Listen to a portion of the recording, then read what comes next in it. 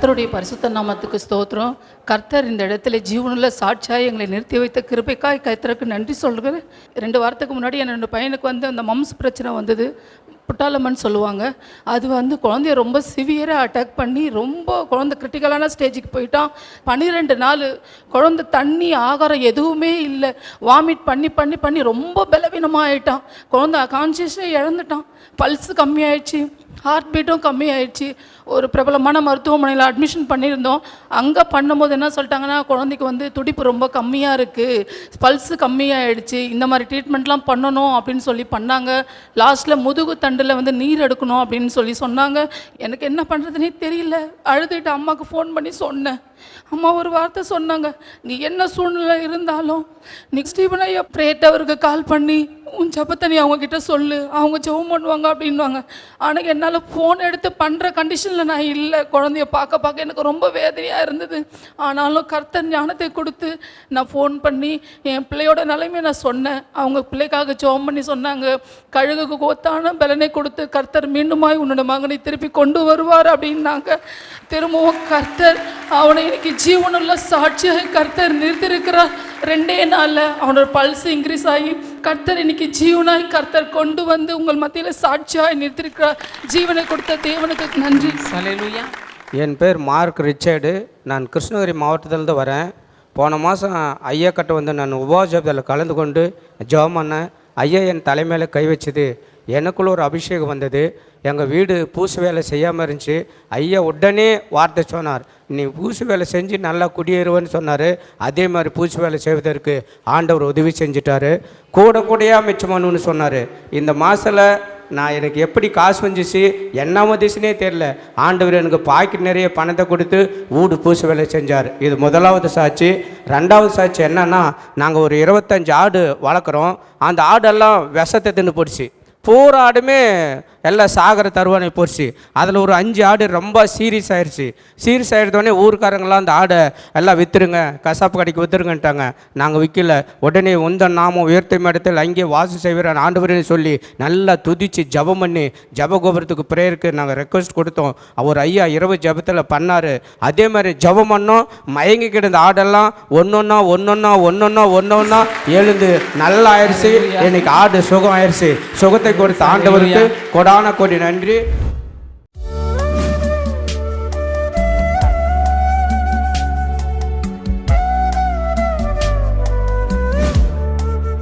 கிறிஸ்துவுக்குள் மிகவும் பிரியமான எனதருமை சகோதர சகோதரிகளே, நம்மை சிருஷ்டித்தவரும் நம்மை உண்டாக்கினவரும் நம்மை ஒருபோதும் மறந்து போகாதவருமாகிய இயேசு கிறிஸ்து வினையற்ற நாமத்தினாலே உங்கள் எல்லாரையும் வாழ்த்தி ஆசீர்வதிக்கிறேன். அல்லேலூயா.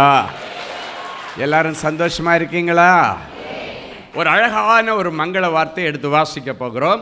2 கொரிந்தியரின் புஸ்தகம் 12ஆம் அதிகாரம் 14வது வசனம் இப்படியாய் சொல்லுகிறது. எடுத்து வாசிக்கலாம்.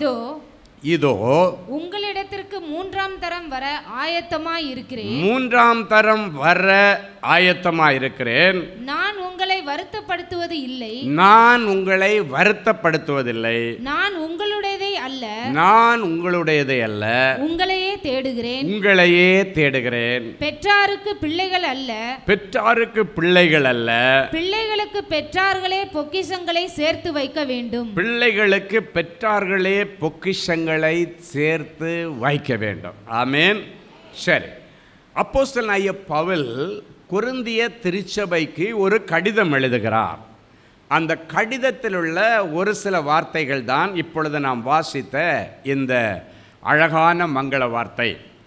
மறுபடியும் சொல்லுகிறேன், அப்போஸ்தலனாகிய பவுல் கொரிந்திய சபைக்கு இந்த லெட்டர் எழுதுக்கு முன்னாடி 2 முறை ஏற்கனவே போயிருக்கிறார். இப்போ 3வது முறை நான் உங்கள் சபைக்கு வரப்போகிறேன். அதுக்கு முன்னால் இந்த கடிதத்தை நான் எழுதுகிறேன். எத்தனை பேர் ஆமென் சொல்ல முடியும்? 2 முறை ஏற்கனவே வந்திருக்கிற, இதோ உங்களிடத்திற்கு 3ஆம் தரம் வர நான் ஆயத்தமாயிருக்கிறேன். வருவேன்னு சொல்லலை, வர ஆயத்தமாயிருக்கிறேன். அப்படின்னா ஒரு ஊழியக்காரன் ஒரு சபை நடுவே வந்து நின்று ஜனங்களை ஆசீர்வதிப்பதற்கு அவனுக்கு ஒரு ஆயத்தம் அவசியம். இன்னைக்கு உங்கள் முன்னால் வந்து நின்று இந்த பிரசங்கத்தை பிரசங்கிக்கணும்னா இதுக்கு முன்னால் எத்தனை மணி நேரம் ஆண்டவருடைய பாதப்படியிலே காத்து கிடந்து இந்த வசனங்களை ஆண்டவரிடத்திலிருந்து வாங்கி ஆயத்தமாகி கிளம்பும்போது திருப்பி ஜெபம் பண்ணி உட்கார்ந்துருக்க நேரத்திலையும் அதை திருப்பி ரிவைஸ் பண்ணி ஆண்டவர் என்னென்ன சொல்ல வராருன்னு கேட்டு ஆயத்தப்பட்டு தான் இந்த இடத்துல வந்து மனுஷன் நிற்க முடியுமே தவிர, ஆண்டவருடைய பலிபீடத்தில் நின்று ஏனோ தானோ என்று ஒரு ஊழியக்காரன் வந்து நின்று காரியத்தை செய்ய முடியாது. அவர் சொல்லுகிறார், 3ஆம் தரமும் உங்கள் சர்ச்சில் வர்றதுக்கு, உங்கள் திருச்சபைக்கு வருவதற்கு நான் ஆயத்தப்பட்டு கொண்டு இருக்கிறேன், ப்ரிப்பேர் பண்ணிக்கிட்டு இருக்கிறேன்னு சொல்கிறாரு. ப்ரிப்பேர் பண்ணுறேன்றார். நீங்கள் யோசிக்கலாம், என்ன ப்ரிப்பேர் பண்ண போகிறாரு அப்படின்னு யோசித்தா, அந்த வசனங்களுடைய அந்த கடைசி பகுதி வர நீங்கள் பார்த்தீங்கன்னா, உங்களுக்கு சும்மா வரும் கையோடு வந்து நான் உங்கள் சர்ச்சில் நிற்க மாட்டேன். அப்போ நீங்கள் நினைக்கிறீங்க, அப்போஸ்தலனாகிய பவுல் போகிற சர்ச்சில் எல்லாம் எல்லாருக்கும் பொன்னும் வெள்ளியும் கொண்டு கொடுத்தாரா? பொன்னும் வெள்ளியும் தோற்று போகிற ஒரு பெரிய பொக்கிஷங்களை கொண்டு வந்து அவர்கள் மத்தியிலே கட்டவிழ்த்து விடுவார். ஹல்லேலூயா. அவர் சொல்கிறாரு, நான் உங்களை வருத்தப்படுத்துறதுக்கு வரல, உங்களை கஷ்டப்படுத்த நான் வர்றேன்னு மட்டும் தயவு செய்து நினச்சிடாதீங்க. நான் உங்களுடையதே அல்ல, உங்களுடையதை வாங்கிட்டு போகிறதுக்கு வரமாட்டேன். எனக்கு தேவை நீங்கள் தான். உங்களுடையதே எனக்கு வேண்டாம், உங்களையே நான் தேடுகிறேன். அப்படின்னு என்ன அர்த்தம் தெரியுமா? நீங்கள் எனக்கு கொடுக்குற காணிக்க முக்கியம் இல்லை, எனக்கு நீங்கள் தான் முக்கியம். சொல்லுங்கள், நீங்கள் தான் முக்கியம். ஹல்லேலூயா. ஒரு ஊழியக்காரனே இப்படி சொல்லுவான்னா ஆண்டவர் எவ்வளோ அழகாக சொல்லுவார், மக்களே உனக்கு காணிக்கை இல்லைடா, எனக்கு நீ தாண்டா வேணும், நீயே எனக்கு பெரிய காணிக்கை. ஹல்லேலூயா. பிள்ளைகளுக்காக பெற்றோர்கள் பொக்கிஷங்களை கொண்டு வர மாட்டாங்க, பெற்றோர்களே தங்கள் பிள்ளைகளுக்காக பொக்கிஷங்களை கொண்டு வருகிறார்கள். நீங்கள் ஒவ்வொருவரும் என்னுடைய ஆவிக்குரிய பிள்ளைகள், நான் உங்களுக்கு ஒரு ஆவிக்குரிய தகப்பனாய் உங்களுக்கு பொக்கிஷங்களை நான் சேர்த்து ஆண்டவரிடத்திலிருந்து ஆயத்தப்படுத்தி கொண்டு வந்து உங்களிடத்திலே கொடுக்க வருகிறேன். எனக்கு இந்த வசனத்தை வாசிக்கும் போது ரொம்ப சந்தோஷமாக இருந்துச்சு. எப்படி ஒரு ஊழியக்காரன் தன் ஜனங்களை, தன்னுடைய சபை மக்களை தன்னுடைய பிள்ளைகளை போல நேசித்து அவர் சொல்கிறாரு, உங்களுடைய ஒன்று எனக்கு வேண்டாமா, நான் உங்களுக்கு ஒரு அப்பா மாதிரி நான் கொடுக்க வந்திருக்கிறேன். அப்பா தான் பிள்ளைகளுக்கு எப்பவும் கொடுக்கணும், உங்களை தான் நான் தேடி வர்றேன், நீங்கள் தான் எனக்கு வேணும், உங்கள் செல்வங்கள் அல்ல சொல்கிறாரு. பெற்றாருக்கு பிள்ளைகள் அல்ல, பிள்ளைகளுக்கு பெற்றார்களே பொக்கிஷங்களை சேர்த்து வைக்கணும். ஹல்லேலூயா. அப்படின்னா என்ன அர்த்தம்னா, நான் ஒரு ஆவிக்குரிய அப்பாவா என் ஆவிக்குரிய பிள்ளைகளை நான் சந்திக்க வருகிறேன். நான் வெறும் கையோட வரமாட்டேன், உங்களுக்கு பொக்கிஷங்களை கொண்டு வருவேன். ஹல்லேலூயா. பொக்கிஷன்னா இங்கிலீஷில் என்ன தெரியுமா? ட்ரெஷர்ஸ். விதமான விலை மதிக்க முடியாத செல்வங்களை உங்களுக்கு நான் ஆயத்தப்படுத்தி கொண்டு வந்து கொடுக்க ஆயத்தமாக இருக்கிறேன். ஹல்லேலூயா. ஸோ இந்த நாள் செய்தியின் தலைப்பே பொக்கிஷங்களும் பெற்றுக்கொள்ளுகிற வழிகளும். ஆமேன். நிறைய பொக்கிஷங்களை கர்த்தர் இன்றைக்கு அடிமை வழியாக கொண்டு வந்திருக்கிறார். அவங்க எல்லாருக்கும் அது கிஃப்டாக பரலோகத்திலிருந்து வருகிற பரிசுகளாக உங்கள் மத்தியிலே வரப்போகிறது. ஆமேன். வேதம் சொல்லுகிறது, நன்மையான எந்த ஈவும் பூரணமான எந்த வரமும் பரத்திலிருந்து உண்டாக்கப்பட்டு ஜோதிகளின் பிதாவிடத்திலிருந்து உங்களுக்காக இறங்கி வருகிறது. ஹல்லேலூயா. ஸோ ஜோதிகளின் பிதாவிடத்திலிருந்து உண்டாக்கப்பட்ட ஆசீர்வாதங்களை மங்கள வார்த்தை ரூபத்திலே கர்த்தர் உங்களுக்கு கொடுக்கிறார். முதலிலே வார்த்தையை அனுப்புகிறார், அதன் பிறகு அந்த வார்த்தை மனு உருவாகும். அவர் வார்த்தைகளை அனுப்பி அற்புதங்களை செய்கிறார், வார்த்தைகளை அனுப்பி அதிசயங்களை செய்கிறார். ஒரு தீர்க்கதரிசனுடைய நாவிலிருந்து வருகிற வார்த்தைகள் அவர்களை வாழ வைக்கும், அவர்களை விடுவிக்கும், அவர்களுக்கு அற்புதம் செய்யும், அவர்களை பரலோகத்திற்கு நேராக போவதற்கு நல்ல ஆலோசனைகளை கொடுக்கும். அதுதான் உண்மை. ஹல்லேலூயா. இன்னைக்கு ஆண்டவர் உங்களுக்கு ஸ்பெஷல் பொக்கிஷங்களை கொண்டு வருகிறார். இந்த பொக்கிஷம் என்ன ரூபத்தில் முதல்ல உங்களிடத்தில் வரணுன்னாச்சுன்னா, அது ஒரு பெட்டி மாதிரியெல்லாம் வராது. வசனத்தின் ரூபத்தில் உங்கள் செவிகளிலே ஏறி உங்கள் இருதயமாகிய சிங்காசனத்தில் போய் அது லாக்காகி உட்கார்ந்துடும். உள்ளே உட்கார்ந்துட்டு மண்ணுக்குள்ளே போடப்படுகிற ஒரு விதை எப்பொழுது அது எப்படி அது முளைத்து அது அப்படியே வளர்ந்து கனி கொடுத்து எக்கச்சக்கமான கனிகளை உனக்கு கொடுக்கிறதோ, அதே போல ஆண்டவர் அனுப்பின வார்த்தையும் உன் செவிகள் மூலமாக உன் சரீரத்திற்குள்ள போகும். அது உள்ள போய் எந்த இடத்துல வேலை செய்யணுமோ அந்த இடத்துல போய் தான் அனுப்பின வேலையை முடிச்சிடும். வேதம் சொல்லுகிறது, மாரியும் உறைந்த பனியும் வானத்திலிருந்து இறங்கி பூமியில் உள்ள புல் பூண்டுகளை நனைத்து கனி கொடுக்க வச்சுட்டு அதைகள் மேகத்துக்குள்ளால அப்படியே பனி போல மேலே நீராவி போல மேலே போறது போல பரலோகத்தில் இருக்கிற தேவனிடத்திலிருந்து வருகிற வார்த்தைகளும் தான் அனுப்பின காரியத்தை நிறைவேற்றி ஆண்டவரிடத்தில் திரும்புமா. ஹல்லேலூயா. என் அன்பு தேவனுடைய பிள்ளைகளை, அந்த வார்த்தை சில நேரங்களில் கிடைக்கும். சிலது உடனே பலன் கொடுக்கும், சிலர் அடுத்த நாள் வேலை செய்யும், சிலருக்கு 5 மணி நேரம் கழித்து வேலை செய்யும், சிலருக்கு 5 நாளைக்கு அப்புறம் வேலை செய்யும். ஆனால் சிலருக்கு அந்த உள்ளே போய் லாக் ஆனது அந்த ஏற்ற நேரம்னு ஒரு வரும் அந்த டைம் வரைக்கும் உள்ளே இருந்துட்டு ட்ராவல் பண்ணிகிட்டே இருக்கும். டக்குன்னு அந்த நாள் வரும் பொழுது ஓவர் நைட்டில் அது நிறைவேறும். அடுத்த காலையில் பார்க்கும் பொழுது நீ நினைக்கு பார்த்தாத ஒரு அற்புதத்தை கர்த்தர் உன் வாழ்க்கையில் செய்வார். ஆமென். அதுதான் நீண்ட காலம் நீ காத்திருந்து இருதயத்திலே ஏங்கினது ஜீவ வருஷம் போல திடீர்னு கிடைக்கும்.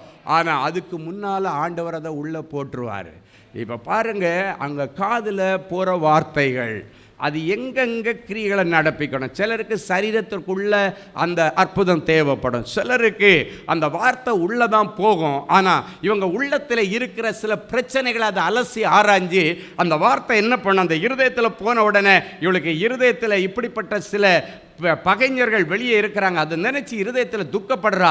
அப்ப என்ன போகும், இந்த வார்த்தை உள்ள போன வார்த்தை அங்கிருந்து வல்லமையாய் புறப்பட்டு உன் சத்துருவை சந்திக்க ஓடும். ஹல்லேலூயா.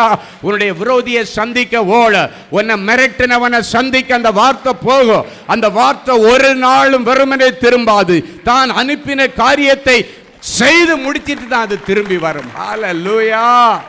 வேதம் சொல்லுகிறது, மனுஷன் வாழ்கிறது அப்பத்தினால மட்டுமல்ல, ஆண்டவருடைய வாயிலிருந்து புறப்பட்டு வருகிற ஒவ்வொரு வார்த்தையினாலும் அவன் பிழைப்பான். ஹல்லேலூயா. இந்த வசனத்தின்படி நான் சொல்லுகிறேன், பொக்கிஷங்களை கர்த்தர் உனக்காக கட்டவிழ்த்து விடுகிறார். சங்கீதம் 17:14 சொல்லுகிறது, பரலோகத்தின் திரவியத்தை ஒரு தாயினுடைய வயிற்றிலே ஆண்டவர் நிரப்பும் பொழுது அவள் புத்திர பாக்கியத்தினால திருப்தி அடைந்து பிறக்க போகிற பிள்ளைக்காக சேமிப்பாளாம். ஹல்லேலூயா. சிலர் நினைக்கல, என் பிள்ளைக்கு குழந்தை பாக்கியம் இல்லை, என்னுடைய மகளுக்கு திருமணமாகி பல வருஷம் ஆச்சு, என் மகனுக்கு திருமணமாகி பல வருஷம் ஆச்சு, எனக்கு இன்னொரு ஆசீர்வாதமான பிள்ளை இல்லைன்னா, இந்த வசனம் சொல்லுகிறது பரலோகத்தின் திரவியம் அப்படின்னா பொக்கிஷன்னு அர்த்தம். இங்கிலீஷில் ஹெவன்லி ட்ரெஷர் அப்படின்னு போடுற, ட்ரெஷர் அப்படின்னாச்சுன்னா பொக்கிஷம் என்ற அர்த்தம். உங்களுடைய பிள்ளைகள் பரலோகத்தில் உள்ள பொக்கிஷங்கள், பரலோகத்திலிருந்து உங்களுக்கு கொடுக்கப்படுகிற பொக்கிஷங்கள். அதுக்கு விலை மதிப்பே போட முடியாதுங்க. உன் சொத்துக்கு விலை மதிப்பு இருக்கும். இந்த இடத்துல நீ வீடு வச்சிருக்கிறியா, இதுக்கு 1 கோடி ரூபா வேல்யூ, இல்லைன்னா இதுக்கு 50 லட்ச ரூபா வேல்யூ, இல்லை இது ஒரு சின்ன வீடா இது ஒரு 25 லட்ச ரூபா வேல்யூ, அதுக்கு வேல்யூ போடலாம். உன்னுடைய வயலுக்கு வேல்யூ உண்டு, உன் வீட்டிற்கு வேல்யூ உண்டு, உன் சரீரத்தில் கழுத்தில் போட்டிருக்கிற நகைகளுக்கு வேல்யூ உண்டு. ஆனால் கர்த்தர் உனக்கு கொடுக்கிற பொக்கிஷமாகிய பிள்ளைக்கு மதிப்பீடு போட முடியாத அளவுக்கு அது ஒரு விலை மதிக்க முடியாத ஒரு பொக்கிஷம். அந்த பொக்கிஷத்தை ஒரு தாயின் கற்பத்தில் அனுப்பும் பொழுது வேதம் சொல்லுகிறது, அவள் பிறக்க போகிற பிள்ளைக்காக சேமிப்பாளாம். அதான் நான் சொன்னேன், பெற்றோருக்காக பிள்ளைகள் அல்ல, பிள்ளைகளுக்காக பெற்றோரே சேமிப்பாங்க. பெற்றோர் தான் பிள்ளைகளுக்காக பொக்கிஷங்களை சேர்த்து வைப்பார்கள். ஆமேன். இப்போ பார்த்தீங்கன்னா இந்த வசனத்தின்படி பார்த்தீங்கன்னா, இந்த வசனத்தை கூர்ந்து கவனிச்சா, தாயின் கற்பத்தில் பரலோகத்தின் திரவியத்தை பொக்கிஷத்தை வச்ச உடனே அவள் புத்திர பாக்கியத்தினால மனசளவில் திருப்தி ஆகிடும். அப்படின்னா கன்சீவ் ஆன உடனே அவளுக்குள்ள ஒரு சந்தோஷம், கன்சீவ் ஆன உடனே இந்த பிள்ளையை பெற்றெடுப்பேன் என்கிற ஒரு நம்பிக்கை வருகிறது. கன்சீவ் ஆன உடனேயே பிறக்க போகிற பிள்ளைக்காக சேமிக்க ஆரம்பிக்கலாம். எவ்வளவு பொறுப்பாக ஆண்டவர் வசனங்களை எல்லாம் ஞானமாக எழுதியிருக்காரு பாருங்க, அழகாக எழுதியிருக்கு.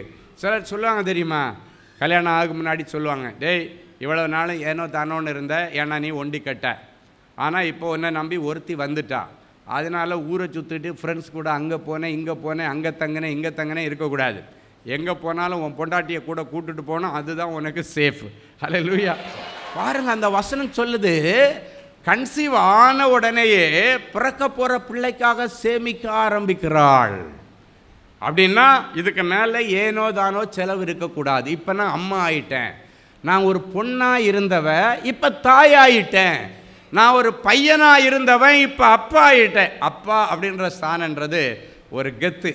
ஆமாம், அது ஒரு பெரிய ஆசீர்வாதம். ஆமென். ஆண்டவர் கொடுக்கிற உயர்வு. பிறந்த குழந்தையாகவே இருந்தால் அதை சைல்டிஷ் கேரக்டர் அப்படின்வாங்க. அந்த சைல்டிஷ் கேரக்டர் இன்னும் மாறலைன்னுவாங்க. அந்தந்த வயதிற்கேற்ற வளர்ச்சி முதிர்ச்சி இயேசுவானவர் மனுஷர் தயவிலும் தேவ கிருபையிலும் தேவ ஞானத்திலும் வளர்த்தியிலும். ஆமேன். இந்த வளர்த்தி ரொம்ப முக்கியம். ஹல்லேலூயா. அப்போ வளர்ந்து வரும் பொழுது அவன் ஒரு காலேஜ் முடித்து இல்லைன்னாச்சுன்னா ஒரு தொழில் செய்து இல்லைன்னா வேலைக்கு போன உடனே இவன் சம்பாதிக்க ஆரம்பித்தான். இதுக்கு மேலே இவனுக்கு கால் கட்டு போடணுன்னுவாங்க. அது வரைக்கும் அவனுக்கு கால் ஒரு இடத்துல நிற்காது, ஓடிக்கிட்டே இருக்கும். இன்றைக்கி நிறைய மனைவிமார்களுடைய கண்டிஷனான கேரக்டர் சில புருஷர்களுக்கு பிடிக்கிறதில்லை. என்ன கண்ட்ரோல் பண்ணா, என்னை கட்டுப்படுத்தி வைக்கணும்னு வைக்கிறா. அவங்க கண்ட்ரோல் பண்ணாங்கன்னா நீ பரலோகத்துக்கு போக முடியும். ஆமேன்னு சொல்லுங்கள் பார்க்கலாம். ஒரு ஸ்ட்ரிக்டான மனைவி ஒருத்தனுக்கு கிடைக்கிறான்னா உண்மையிலே அதுதான் பெரிய கொடுப்பினை. ஏன்னா நீ தகாதவைகளை அவள் பார்க்கும் பொழுது அவள் உரிமையோடு உன்னை கண்டிக்க முடியும். அட்லீஸ்ட் நீ ஆண்டவருக்கு பயப்படுறே இல்லை. சிலர் பொண்டாட்டிக்கு பயந்தே சில காரியத்தை ஞானமாக கொண்டு போ. ஆமேன். ஆண்டவர் டக்கு டக்குன்னு பார்த்து நம்மளை கண்டிக்க மாட்டார், அதனால் தெரியாது. ஆனால் மனைவிமார்கள் இப்போ ஒரு அசைவை வச்சே தலைவர் எங்கேயோ ஒரு தப்பு பண்ணுறார். இன்றைக்கி அப்படி பிள்ளைகள் திங்க் பண்ணுற காலம் வந்துருச்சு. ஆனால் பார்த்தீங்கன்னா உண்மையிலே அவளுடைய திங்கிங்கு பின்னணியில் ஒன்று இருக்கும். ரெகுலராக இருக்கிறத விட இன்றைக்கி கொஞ்சம் எக்ஸ்ட்ரா போகுது. என் அன்பு தேவனுடைய பிள்ளைகளே, மனைவி எங்கே போனாலும் கூட கூட்டுட்டு போகிறது நமக்கு ரொம்ப சேஃபு. புருஷனை நீங்கள் கூட்டுட்டு போகிறது உங்களுக்கு ரொம்ப சேஃபு. தனியாக போனால் ஜாலியாக இருக்கலான்னு நினைப்பீங்க. அந்த ஜாலி ஒரு நாள் உங்களை கொண்டு போய் குண்டுக்குள்ளால் கவுத்து விட்டுறோம். ஹல்லேலூயா. என் அன்பு தேவனுடைய பிள்ளைகளே, முடிந்த வரைக்கும் தனிமையை தவிர்த்து விடுங்கள். ஒரு மனிதன் தற்கொலை செய்வதற்கு சரியான நேரம் தனிமையை தான் பார்க்கிறான். ஒரு மனுஷன் பாவம் செய்வதற்கு பிசாசு தனிமையாக இருக்கும்போது தான் பிசாசு அவங்கள வஞ்சிக்கிறான். ஆதாம் இருக்கும் பொழுது ஏதேன் தோட்டத்துக்குள்ளால அந்த பிசாசு போகவில்லை. ஏவாள் தனியாக இருக்கும் பொழுது அவளை வஞ்சிக்க போனான். எப்பொழுதுமே ஆஃப்டர் த மேரேஜ் நீ உன் வேலைக்கு போகும்போது நீ போகலாம், ஓகே. அது இல்லாமல் எங்கே போனாலும் உன் மனைவி அது கம்பார்ட்மெண்ட் லாக் பண்ணி விட்டுட்டார். என் அன்பு தேவனுடைய பிள்ளைகளே, இன்னைக்கு ஆண்டவர் சொல்றார், இந்த கல்யாணம் ஆகி குழந்தை கன்சீவ் ஆன உடனே வசனம் சொல்லுது, நீ பொறுப்பாக மாறிடணுமா, அந்த பிள்ளைக்காக சேமிக்க ஆரம்பிக்கணுமா. பொண்டாட்டி கன்சீவ் ஆகி குழந்தை பிறக்க வேண்டாம், அதுக்குள்ளே கன்சீவ் ஆனோடனே இப்போ நீங்கள் 3 பேர். அதனால் பிள்ளைக்கும் சேர்த்து நீ சம்பாதிக்கணும், பிள்ளைக்கும் சேர்த்து உன் பொண்டாட்டிக்கு சாப்பாடு போடணும்.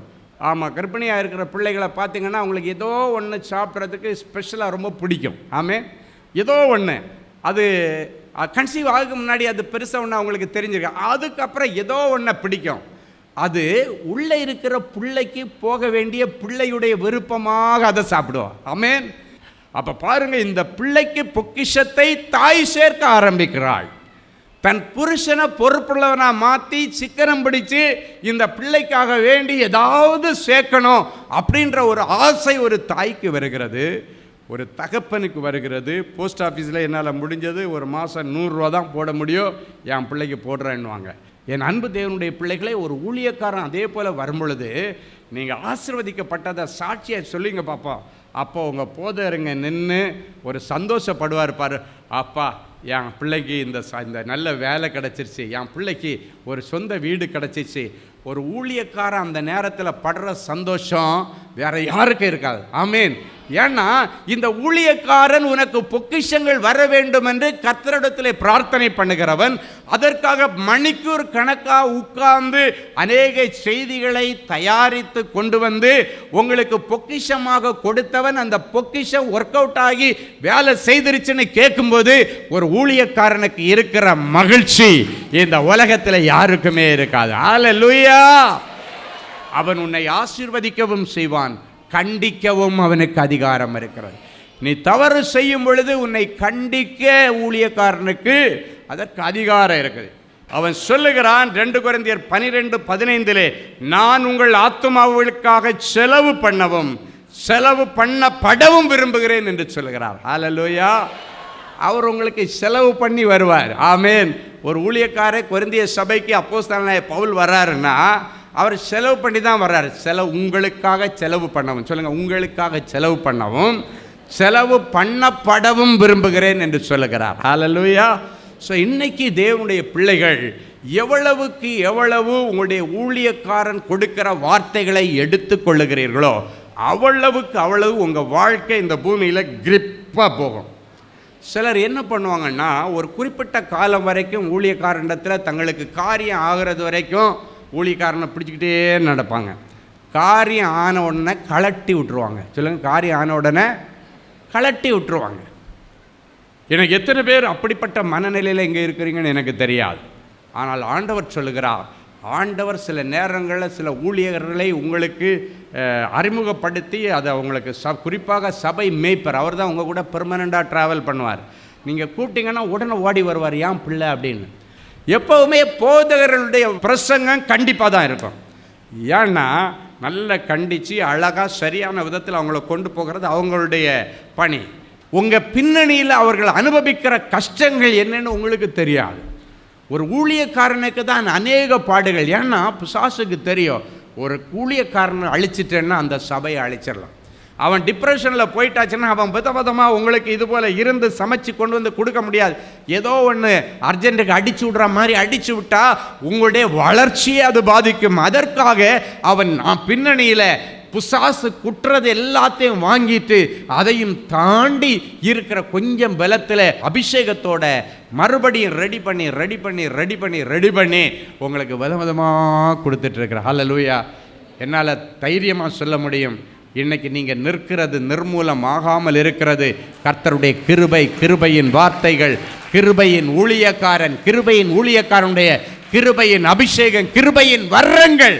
ஹல்லேலூயா. அப்பா உமக்கு நன்றி செலுத்துகிறேன். என் பிள்ளைகளுக்கு ஊழியக்காரன் மூலமாக நீர் கொடுத்த எல்லா பொக்கிஷங்களுக்காக உமக்கு நன்றி. ஆண்டவரே, நீர் ஆயத்தம் பண்ணி கொண்டு வந்த எல்லா பொக்கிஷங்களையும் இவர்கள் சிரசிலே வைத்து ஆசீர்வதிக்கிறேன். நீடிய ஆயுஷ் என்கிற பொக்கிஷத்தை கொடுக்கிறேன். ஒளிப்பிடத்தில் இருக்கிற அந்தகார பொக்கிஷங்களை என் பிள்ளைகளுக்கு கொடுக்கிறேன். அந்தகாரத்தில் இருக்கிற புதையல்களை கொடுத்து இவர்களை ஆசீர்வதிக்கிறேன். பூரண ரட்சிப்பின் பொக்கிஷத்தை கொடுத்து ஆசீர்வதிக்கிறேன். பூரண ஞானத்தின் பொக்கிஷத்தை கொடுத்து ஆசீர்வதிக்கிறேன். பூரண வரங்களின் அபிஷேகத்தை கொடுத்து ஆசீர்வதிக்கிறேன். பூரண அறிவின் பொக்கிஷத்தை கொடுத்து என் பிள்ளைகளை ஆசீர்வதிக்கிறேன்.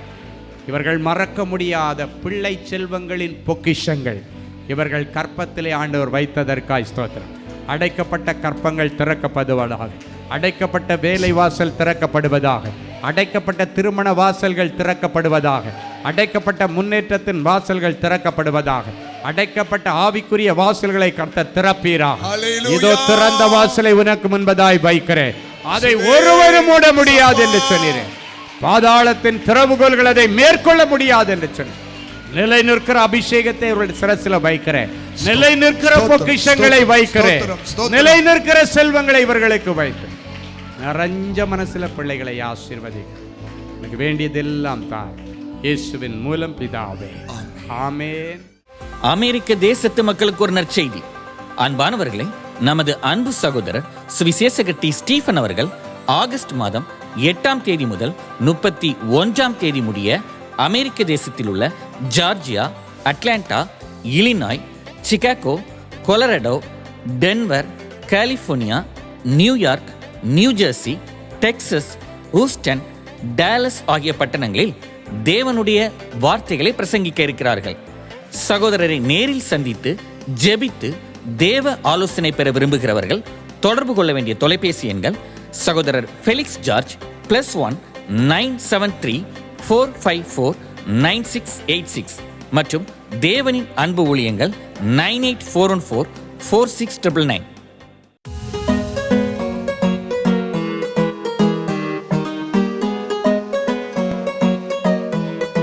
தேவனின் அன்பு ஊழியங்கள் நடத்தும் இஸ்ரேல் தேச புனித பயணம். அன்பானவர்களே, ஆண்டவராகிய இயேசு கிறிஸ்து பிறந்து வளர்ந்து ஊழியம் செய்து மரித்து அடக்கம் பண்ணப்பட்டு உயிரோடு எழுந்த புனித ஸ்தலங்களை கண்டு மகிழ இதோ ஓர் அரிய வாய்ப்பு. உங்கள் வாழ்நாள் கனவை நனவாக்க நமது அன்பு சகோதரர் சுவிசேஷகர் டி. ஸ்டீபன் அவர்களுடன் 11 நாட்கள்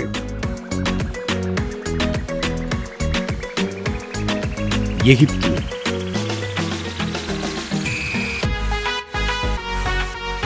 யோர்தான், பாலஸ்தீனம், இஸ்ரேல் தேசங்களுக்கான புனித பயணம். 2025 ஆண்டிற்கான இந்த புனித பயணமானது அக்டோபர் மாதம் 14ஆம் தேதி முதல் 24ஆம் தேதி முடிய 11 நாட்கள் நடைபெறுகிறது. இது ஒரு சாதாரண சுற்றுலா அனுபவம் அல்ல. இயேசு கிறிஸ்துவின் பாதங்கள் பதிந்த இடங்களில் உங்களுடைய பாதங்களும் பதியும்படிக்கு அவருடைய கரங்களை பிடித்து நடக்கிற ஓர் உன்னத அனுபவம். மேலும் விவரங்களுக்கு தொடர்பு கொள்ள செல்போன் எண்கள் 7299147999 மற்றும் 9841437999. Email exodusholytours@gmail.com. Website www.exodusholytours.com. அன்பு தேவனுடைய பிள்ளைகளே, இந்நிகழ்ச்சியின் மூலம் நீங்கள் பெற்றுக்கொண்ட ஆசீர்வாதங்களை உங்கள் ஜெப விண்ணப்பங்களையும் அனுப்ப வேண்டிய முகவரி தேவனின் அன்பு ஊழியங்கள், எண் 340B பார் 1A 3B1 Vinayak avenue, OMR road, Okkiyam, Thoraipakkam, Chennai 600097. இது இந்தியன் ஆயில் பெட்ரோல் பங்க் எதிரில் அமைந்துள்ளது மற்றும் காக்னிசன்ட் டெக்னாலஜி சொல்யூஷன்ஸ் அருகிலும் அமைந்துள்ளது. மின்னஞ்சல் prayer@godsloveministries.co.in. எங்களது இணையதளம் www.godsloveministries.co.in. மேலும் 24 மணி நேர ஜெப உதவிக்கு 04454547999 மற்றும் 9941950999 என்ற எண்களுக்கு தொடர்பு கொள்ளுங்கள். கர்த்தர் தாமே உங்களை ஆசீர்வதிப்பாராக.